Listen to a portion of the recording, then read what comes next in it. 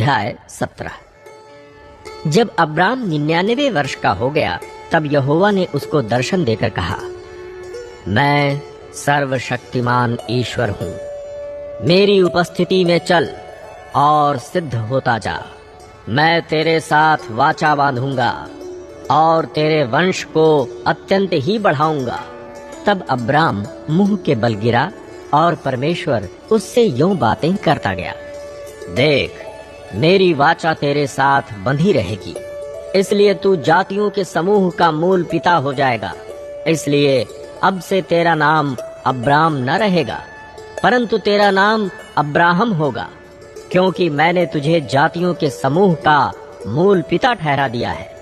मैं तुझे अत्यंत फलवंत करूंगा और तुझको जाति जाति का मूल बना दूंगा, और तेरे वंश में राजा उत्पन्न होंगे। और मैं तेरे साथ और तेरे पश्चात पीढ़ी पीढ़ी तक तेरे वंश के साथ भी इस आशय की युग युग की वाचा बांधता हूँ कि मैं तेरा और तेरे पश्चात तेरे वंश का भी परमेश्वर रहूंगा।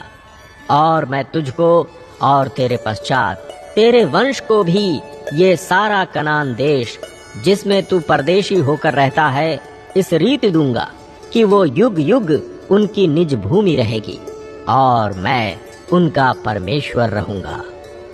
फिर परमेश्वर ने अब्राहम से कहा, तू भी मेरे साथ बांधी हुई वाचा का पालन करना।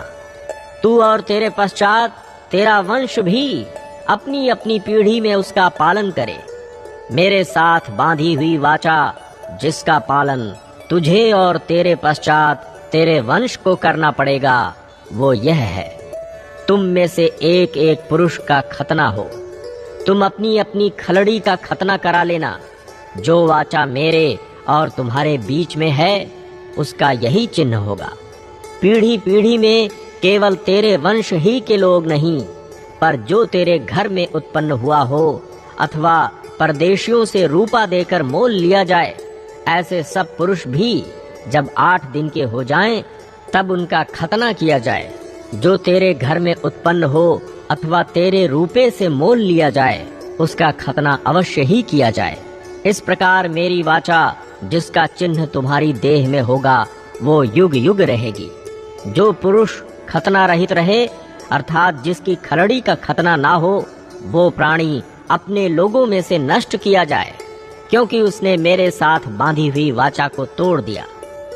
फिर परमेश्वर ने अब्राहम से कहा, तेरी जो पत्नी सारे है, उसको तू अब सारे ना कहना, उसका नाम सारा होगा। मैं उसको आशीष दूंगा और तुझको उसके द्वारा एक पुत्र दूंगा, और मैं उसको ऐसी आशीष दूंगा कि वो जाति जाति की मूल माता हो जाएगी, और उसके वंश में राज्य राज्य के राजा उत्पन्न होंगे। तब अब्राहम मुंह के बल गिर पड़ा और हंसा, और मन ही मन कहने लगा, क्या 100 वर्ष के पुरुष के भी संतान होगी? और क्या सारा जो 90 वर्ष की है पुत्र जनेगी? और अब्राहम ने परमेश्वर से कहा, इश्माएल तेरी दृष्टि में बना रहे, यही बहुत है। तब परमेश्वर ने कहा, निश्चय तेरी पत्नी सारा के तुझसे एक पुत्र उत्पन्न होगा, और तू उसका नाम इसहाक रखना। और मैं उसके साथ ऐसी वाचा बांधूंगा जो उसके पश्चात उसके वंश के लिए युग युग की वाचा होगी। इश्माएल के विषय में भी मैंने तेरी सुनी है। मैं उसको भी आशीष दूंगा और उसे फलवंत करूंगा और अत्यंत ही बढ़ा दूंगा। उससे 12 प्रधान उत्पन्न होंगे और मैं उससे एक बड़ी जाति बनाऊंगा।